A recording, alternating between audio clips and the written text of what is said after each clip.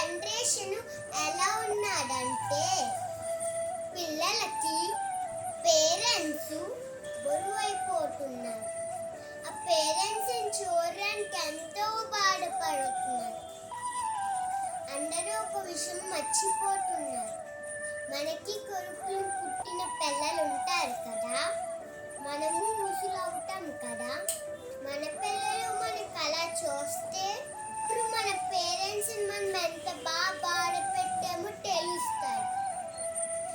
దయచేసి అందరికీ ప్రతి పేరెంట్స్ని ప్రతి పిల్లలు భారంగా అనుకోకండి.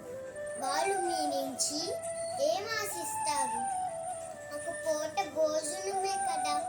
మనల్ని ఎంత గొప్పలు చేసిన పేరెంట్స్కి ఒక పూట భోజనం కూడా మనం పెట్టలేదా ఫ్రెండ్స్?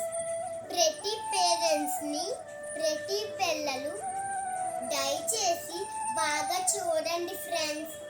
ప్లీజ్ ఫ్రెండ్స్, పిల్లలు ఉంటుండగానే తల్లిదండ్రుల్ని అనాథల్ని చేయొద్దు ఫ్రెండ్స్. మగువా లోకానికి తెలుసా నీ విలువ?